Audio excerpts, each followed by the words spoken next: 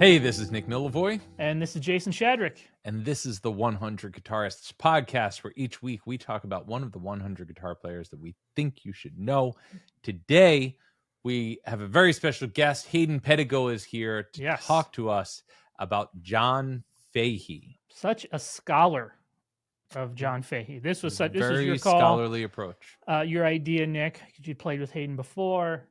Great call. He had some incredible stories.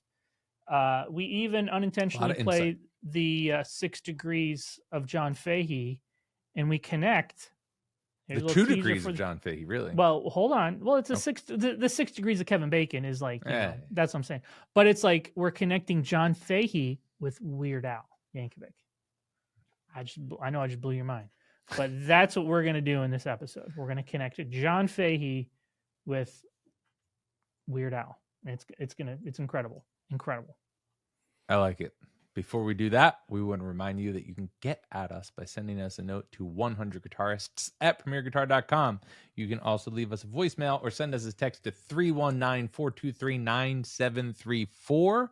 And while you're communicating and doing all that, you might as well subscribe to the podcast wherever you listen to your podcasts and give us a rating, give us a review. And if you're here on YouTube, subscribe to the Premier Guitar YouTube channel and give it a little thumbs up. There we go. And what do all guitar players have in common, Nick? We all need strings. So today's episode is brought to you by fingerstyle players need strings. Fingerstyle players, whatever you play, you're going to need some strings once in a while.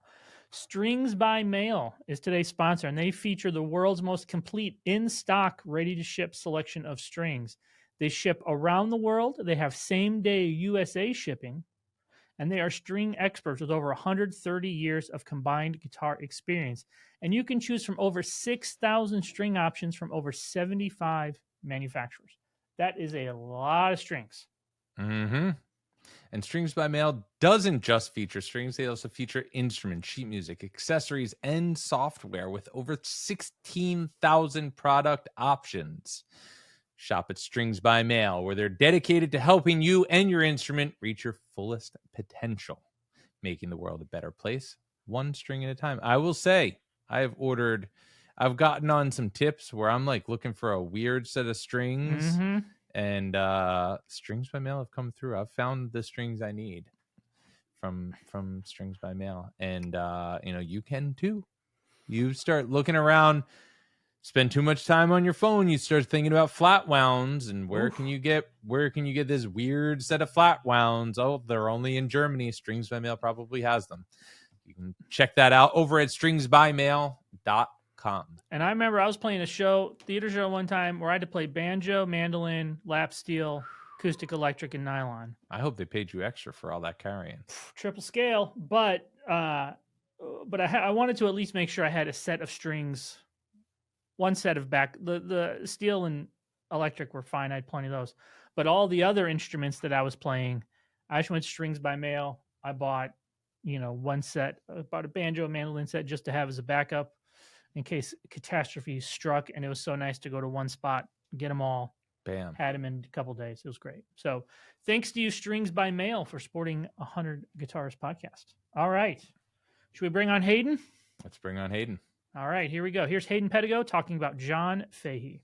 All right, so today we're talking about John Fahey with somebody who I hear is a very big John Fahey fan, but I am a big fan of yours. This is Hayden Pedigo, a great guitar player who I've had the honor of sharing bills with. I've interviewed you for Premier Guitar before. I'm a really big fan of your playing. I'm a really big fan of your videos. I'm a fan of your social media. I'm a fan of the whole thing. Thank you. So thanks for being here, Hayden. Yeah, glad to be here. Thanks for having me. Yeah, and you recently moved. I think a lot of people who've been following your music for a while associate you. I've never been to Amarillo, Texas. If you ask me to share one fact about Amarillo, Texas, all I would know is that you are from there. And now you live in Oklahoma City. Yeah, I moved to Oklahoma City from Amarillo last summer. Awesome. Who's the second most famous person? I mean, if you're the first most famous person from Amarillo, who's number two? Dang, that's a hard one. I mean, There's more famous people from Amarillo than me. I mean, like there's the actress Sid Not to me. Charisse. She was in like the Fred Astaire movies, Amazing Dancer. This is like old school film stuff. But yeah, there's more famous people than me from Amarillo. Not today. Yeah, Not today. I just don't know any of them. Yeah. Well, I've really dug your new record, I'll Be Waving As You Drive Away, which has a great video. The title track has a great video where you're a cowboy. Yeah, it's kind of. I mean, I'm wearing a cowboy hat. I don't know if I'm a cowboy, but I guess I was wearing a cowboy hat in it, so it kind of counts. Yeah. Well, you've donned various guises in your videos over the last few years. You had kind of like a goth makeup version a couple records ago, right? Yeah. I wore like black metal corpse paint for one of my records. Yeah, corpse paint is the word I was looking for and missing. So you've put on some different looks for your videos. Yeah, how's the new record going? Are you what's the plans? Are you on tour? Yeah. I know you're not on tour today, but are you going on tour? Well, actually, I just got home yesterday from doing album release shows. I played one in New York, one in Los Angeles, and now I have a few weeks off, and then I head out for a very long tour of Europe in August. That goes August into October, and then my U.S. tour goes October into December. So it's going to be a lot of guitar playing for a few months nonstop. Yeah, right. What do you do when you're on a tour that long? Are there things you do guitar-wise to kind of keep your hands in shape, or just the gig? Play the shows. Yeah, playing the shows every night kind of does that. Yeah, I don't really do much warming up or things like that. The warm up is during sound check. All right, so John Fahey we're talking about here, legendary guitar player. So Hayden, what's your first memory? This is kind of where we start with these when we have guests on. What was your first memory of hearing John's music? So what's funny is my introduction to John Fahey was when I was 14 years old. My parents, they had like a TV cabinet, and then the bottom of it was a bunch of CDs. And I remember I found a CD under there that was Leo Kottke's Greatest Hits. And I listened to that CD and thought it was really cool, and I loved the guitar playing. But in the liner notes, it mentioned John Fahey. And I didn't know who that was, so I got on the computer, looked up John Fahey, and from there I discovered his music. I bought a CD of his, an album called The Yellow Princess from 1968, I believe. And it blew my mind. I liked Kottke's music a lot at that age, but once I found Fahey, it just completely broke down a wall for me. And that was my introduction to Fahey, was through Leo Kottke. I had a similar thing where I reading about Leo Kottke. I forget which record it was, but he was like the solo acoustic guitar player I first learned about. Probably I've read about a bunch of different ones in guitar magazines, and then eventually bought a Leo Kottke. Like Leo Kottke was the first CD I bought of the genre, and I remember reading about Takoma Records and stuff, and Fahey seemed like, I had this idea of Fahey as being like soul punk rock from the way that he was discussed, right? Because he was putting out his own records, he had his own label, and was like, developed this whole scene. Mm-hmm. It was kind of like he was like the Black Flag of solo acoustic guitar playing for me. Exactly. Spot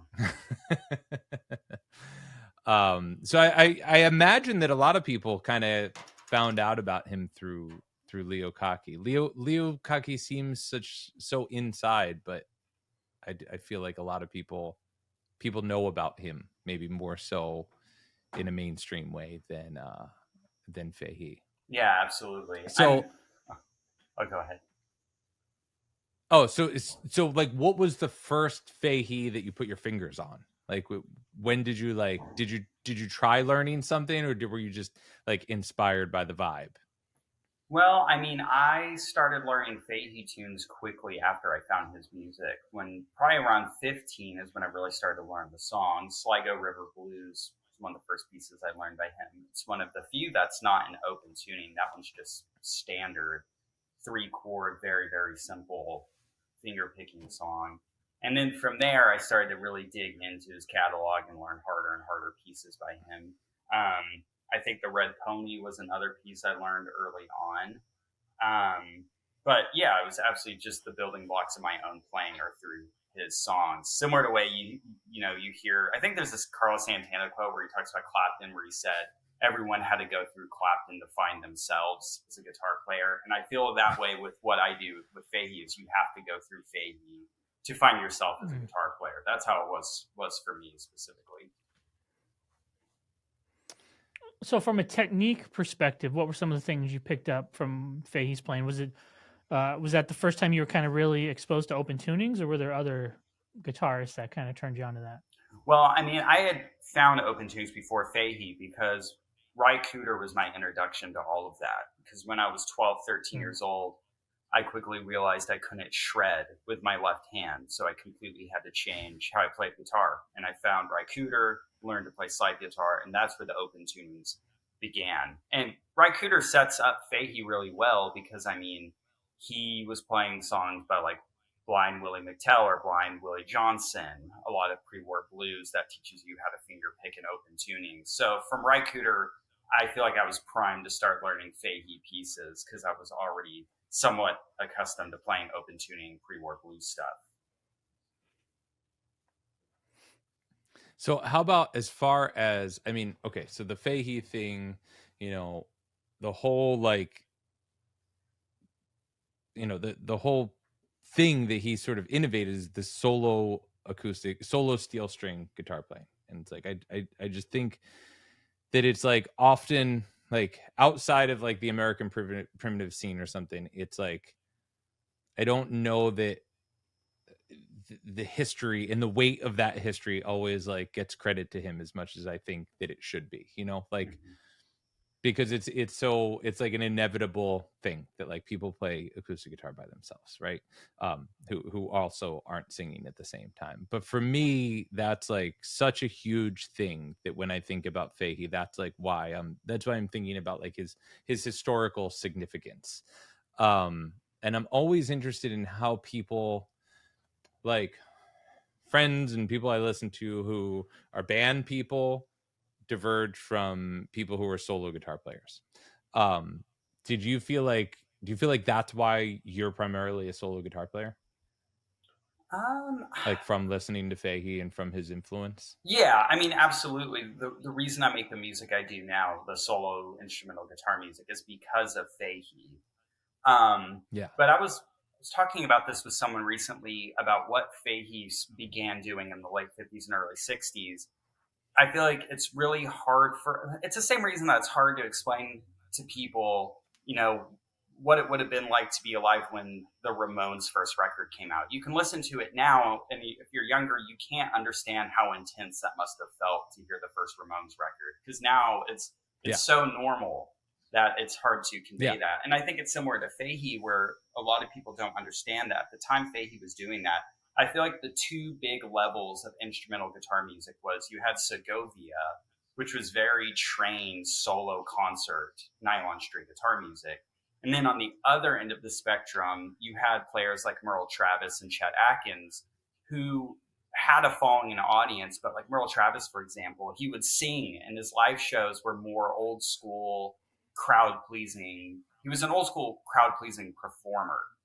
And, you know, Merle Travis could put in instrumentals in his set of finger picking, but it was very, I say this like not as a dig, but very showy. I love Merle Travis's playing. But at the time Fahey was doing this, he did not have the concert, like conservatory technique of Segovia, and he wasn't a showman performer like Merle Travis. So he was trying to pitch to people instrumental guitar music that's not made in a conservatory, and it's not made to be like showy performance showman music. It was very loner. It's like loner music where there's no effort to try to appeal to the audience. It's like very private.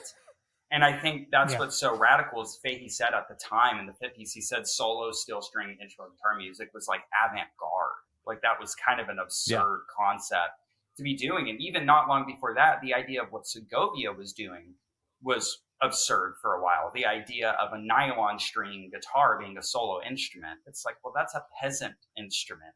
That's not a concert. No one's going to put on a suit and tie to go see you play a nylon string guitar. But Segovia was able to transcend that and convince people. But then Fahey comes after that and had to meet kind of the same barrier of like, well, we can do the nylon string conservatory guitar, but you're steel string putting your thumb over the fretboard thing and open tunings.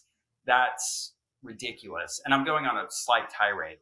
But there's a dispute about the American there's a dispute about the American primitive genre tag. There's a lot of people that hate that description. And I feel like there's a very, very major misunderstanding with what that means, because a lot of people believe that American primitive is a dig at Black pre-war blues music. They believe that that title came from that, and it was calling music like Charlie Patton primitive. But what they don't understand is Fahey said he most aligned with the term American primitive because he was relating to the French painting movement, of this primitive painting movement that just meant untaught. It meant you were not trained to paint in a school under a master painter. You were self-taught.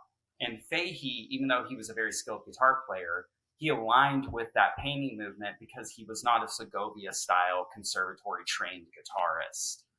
So it is not a dig against pre-war blues music, and it's also not calling Fahey's music primitive in an insulting way. He was purely meaning it as he was not classically trained in this music, and he was assembling his own sound through a mixture of influences. And at the time, like I said, with Segovia, his music would have been frowned upon because he was not trained like a nylon string guitarist would have been. So people were closed-minded and almost viewed it as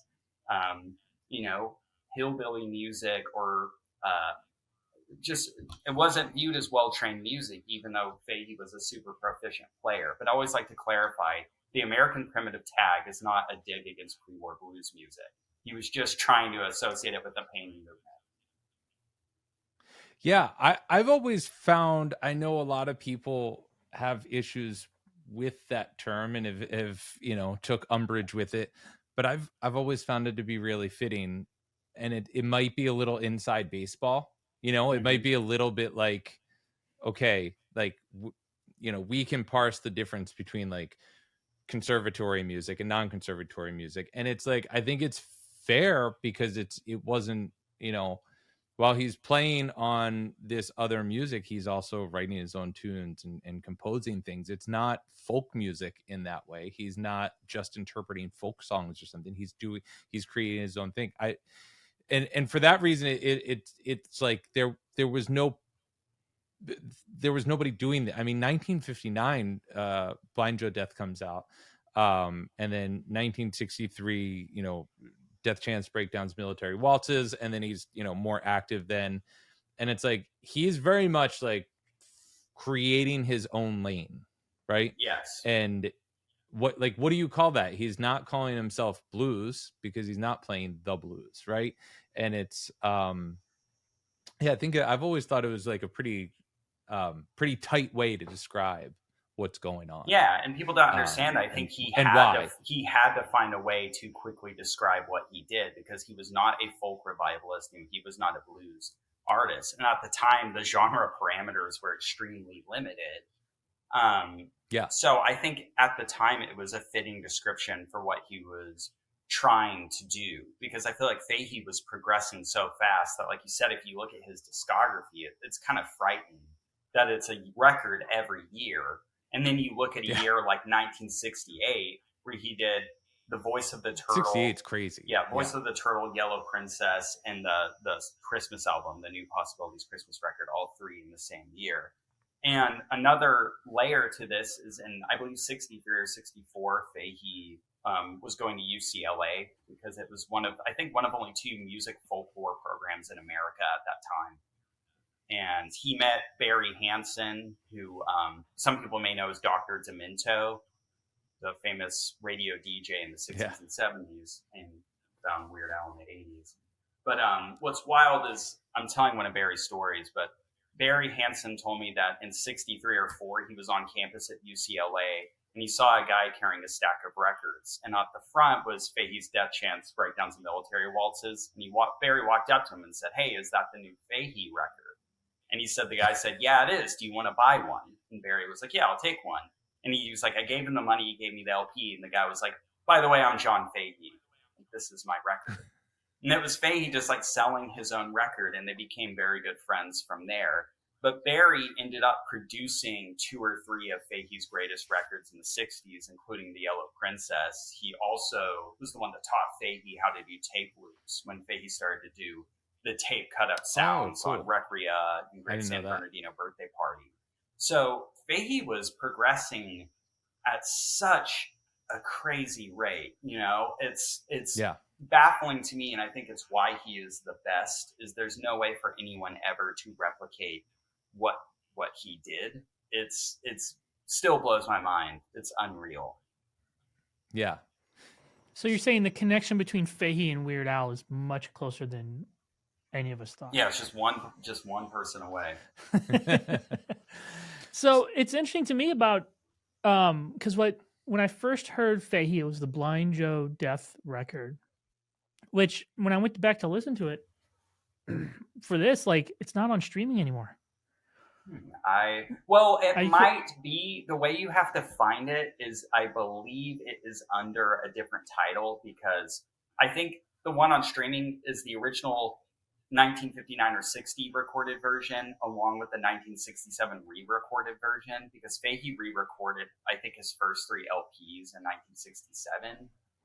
And there's a compilation on there called like The Legend of Blind Joe Death, I believe, that has the first version and the second version together, but it's not released as Blind Joe Death. But it is, I think it is on streaming. That's a bummer, because Blind Joe Death is one of the all-time great album covers. Oh, just black text, white background. Yeah. Like, that's great. And he used that for the Death Chance Breakdowns record too. You know, I'm like, this guy, he didn't care. He wasn't worried about selling records. No. I'm going to put the title of the record on the front, black font. Well, also, that's such an aggressive title for the era. I mean, that's a very threatening, and it's by like the Death Chance Military Waltzes and Breakdowns. I remember reading the comments someone wrote where they said this looks like a beatdown hardcore record or something. Like, it looks like a totally different album with that title, but just having death in the name was pretty wild for 1959. And he was loaned money to make that record from his priest. Like, he went to his local priest and asked for a loan of like $800 to make the record. You imagine? Yeah, and the priest gave him the money, and he was able to make that record, which is pretty unreal, the idea of that. So what's the fascination with the Christmas? You know, he's put out a bunch of Christmas stuff, and I really like that first Christmas record, The New Possibility, the '68 one. Yeah. Well, what was his fascination with making Christmas music? I think it was a mixture. Of some of it was a fluke, because I think the first Christmas record he did, I think he genuinely loved those songs, had a reverence for them. And then he released that album, and it was his top selling record by far. His entire catalog, that was the top selling one. And I think he later resented that because he felt defined by Christmas songs, and his own records were overshadowed by that. And that's why he ended up doing a couple more Christmas albums, as he knew that they were consistent sellers. But I don't know if Fahey necessarily wanted to do multiple Christmas records. If you go to his second Christmas record from 74, 75, it ends with a piece called like Christmas Fantasy. That's like a 12-minute long original piece that is not a Christmas song. It's just, I think it was his way of going, you know, I resent having to make these Christmas records, so here's a 13-minute long instrumental guitar piece to show people what I'm capable of. I mean, that's pretty sneaky to say, like, okay, these Christmas records are selling for me. They're doing well. They're in a way subsidizing the other records that I really want to make. Let me sneak in some original, you know, stuff on here at the end. Let's throw Christmas in the title and let people really check that out. That's pretty, I like that. I like that move. That's pretty slick. Yeah, it's smart. So Hayden, do you have, you know, obviously like any artist that has a long career, you know, Fahey had a lot of phases, and I associate different sounds with different phases of his career. Do you have a favorite that you're drawn to? I have multiple favorite Fahey records, and it changes by season. But I think if I had to recommend a record for a first-time Fahey listener to check out, I would say the 1966 record "Days Have Gone By." I think it's called Volume 1. Days Have Gone By, Volume 1, I believe, which is kind of confusing because, and I'm even confirming. No, it says the cover labels out in Volume 6. Okay, so I guess it was in reference to the Great San Bernardino Birthday Party, which was labeled Volume 4. I did check that. But Days Have Gone By I recommend because it's some of Fahey's prettiest pieces he ever wrote, and it has some slight tape loop field recording stuff on it, but it doesn't get too out there. Where his record, The Great San Bernardino Birthday Party, that's one of my all-time favorites of his. That's Fahey's most psychedelic record with really out there guitar pieces, tape loops, backmasked guitar that just plays backwards over train sounds. Al Wilson of Canned Heat plays on it. Apparently they were smoking a lot of weed during the making of the record, like weed and drinking whiskey. And the album has this hazy feel that whenever I go out to, I recorded my newest record in Ojai, California. And I was like, man, this album feels like that part of California. And I can only imagine during the 60s, Fahey being in Los Angeles and making the drive to San Bernardino because his girlfriend at the time lived there. And that's where the title came from. It was actually, I don't know if she lived there. I know the story behind that title, again, through Barry Hansen, but there was Fahey's girlfriend was having a birthday party at a house in San Bernardino. And Fahey, Dr. Demento, Barry Hansen, and Al Wilson of Canned Heat drove from LA to San Bernardino for this birthday party, and it ended up being a complete disaster of a night. And I asked Barry, I said, if the night was so bad, why did Fahey title it The Great San Bernardino Birthday Party? And Barry told me, I think Fahey liked drama. Like, he just liked the drama of the whole thing. But also The Yellow Princess, that's another fantastic record he released on the Vanguard label that Barry Hansen produced as some of his prettiest sounding guitar pieces. It sounds huge. The recording's just absolutely beautiful. Yeah. It's one of the rare times you can hear Fahey backed up by a band. The psychedelic band Spirit backed him up on some of the songs, and it's pretty cool how great that record sounds. But I think he got dropped by Vanguard after that record, I believe, and then went back to Takoma. But I mean, what's wild is, like, I'm still talking about my favorite Fahey LPs, and we haven't even gotten to America or Fair Forward Voyagers. There's so many records that it kind of blows my mind. Yeah, America's really interesting. Yeah. What's that? America's really interesting record. I was checking that out. That's the one I point people to, like, when I've had students who are interested in solo guitar playing. It's like, that's the one that's the hit for me that I send people to. It's the only one I've learned any of the material off of on guitar. But I feel like, yeah, my main points I hit with Fahey are exactly what you just, like, my favorites are Days Have Gone By. I like Voice of the Turtle, Yellow Princess, but it's just like right in that sweet spot, that mid-late 60s sweet spot, and then America. And then I love I like Womb Life and Red Cross. I think those are really cool albums, which is like, fast forward, and part of that crosses over, and I'm just a really big Jim O'Rourke fan. Yeah. But yeah, I think Womb Life and Red Cross are really cool records. They're so different. I mean, I don't think I've ever pointed anybody in that direction when they want to hear John Fahey, when they want to know what John Fahey sounds like. Those are just cool experimental guitar albums that I think, just have such a cool vibe. For sure. The production on it is amazing. I can't really listen to that Red Cross record much, only because it's too intense. Like, emotionally, it's so heavy. And it's funny, the Red Cross album opens with Fahey's guitar sounds like they're recording it direct through a pickup, and it sounds like that pickup battery is dying or something. There's a buzz on it that is not meant to be there. And it's like, I love how no one attempted to fix that. That's just like, well, this isn't a good guitar. It's all we have. Yeah. One last record. So speaking of, really quick, one last record. If I had to recommend anyone check out a Fahey record, it actually would be the live record, the great Santa Barbara Oil Slick. That's a number one. That's from a recording at the Matrix, I think in San Francisco in 1968. It was a double billed show, him and Sandy Bull. But it's Fahey's set, and it's recorded beautifully. It's Fahey at his absolute, I don't know, peak playing some of his greatest pieces. And it's probably the most pure Fahey experience. But gosh, yeah, that album is maybe his best. Actually, that might be his best record over anything. Yeah.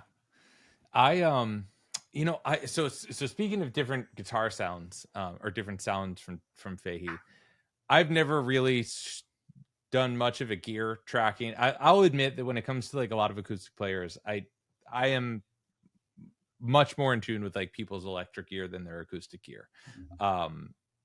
Just generally speaking, depending on who it is, but I never really tracked like what guitar he's using when. And so yesterday I just so happened to be there's a vintage guitar dealer here in Philly, Queen's Vintage, in South Philly. And he was like, here, check out this guitar.